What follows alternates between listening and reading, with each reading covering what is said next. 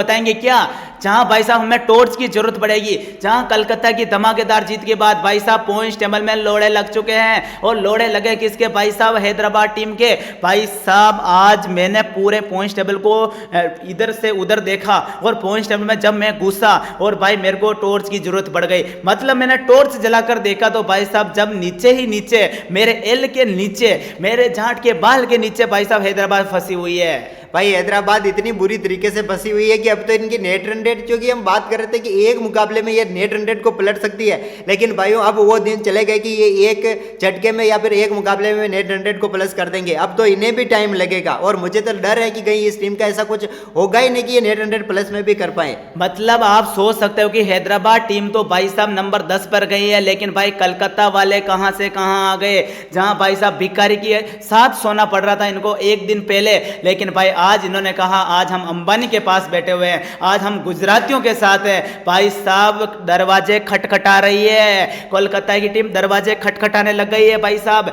दरवाजा खटखटाएगी तो भाई ऊपर से टॉप 4 में चली जाएगी, नीचे आएगी तो भाई साहब फिर लॉलीपॉप लग सकते हैं, लेकिन कलकत्ता वालों ने बता दिया कि हम इस बार है तैयार। और भाई धाकड़ स्पोर्ट्स ने कमेंट किया कि अरे हैदराबाद का दिमाग कहीं और है, और ये पहले मेम्स बताने की बात करा। भाई मेम्स भी बताएंगे लेकिन थोड़ी देर बाद बताएंगे, पहले पूरी पॉइंट टेबल पर बात करेंगे।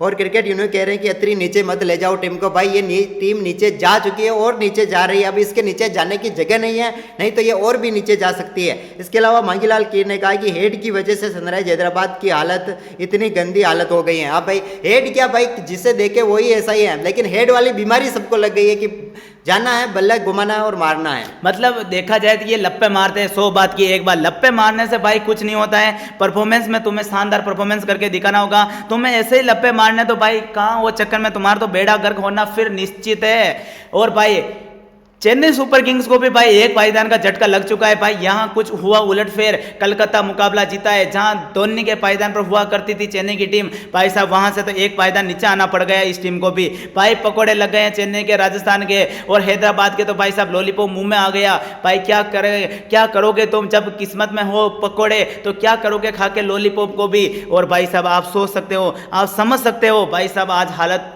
पतली हो गई इनकी सनराइज हैदराबाद की। लेकिन भाई राजस्थान रॉयल्स को आज फायदा मिल चुका है, आपको बताना हो तो बता दें, क्योंकि भाई कल तक राजस्थान नंबर 10 पर थी, आज नंबर 9 पर आ चुकी है। 3 में से 1 मुकाबला जीता है, 2 हारे हैं, 2 पॉइंट है और नेट रन रेट इनकी भी -1 पॉइंट 11 है, जो कि इनके लिए भी आसान नहीं होगा इसको सही करना। लेकिन फिलहाल यहाँ पर कुछ तो राहत मिली है इनको।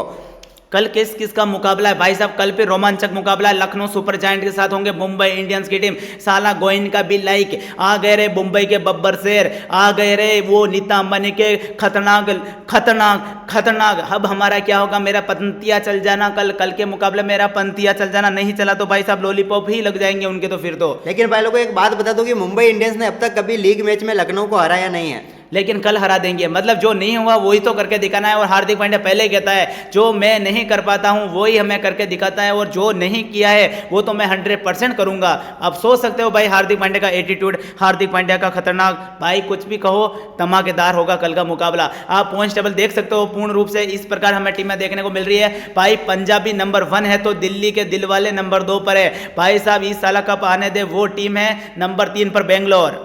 तो भाई लोगों पॉइंट टेबल तो आपने देख ही ली, जहां पर आज सिर्फ बदलाव यह हुआ कि कोलकाता नंबर 10 से नंबर 5 पर पहुंच चुकी है। लेकिन अब हम बात करते हैं मीम्स के बारे में भी बता देते हैं कि ट्विटर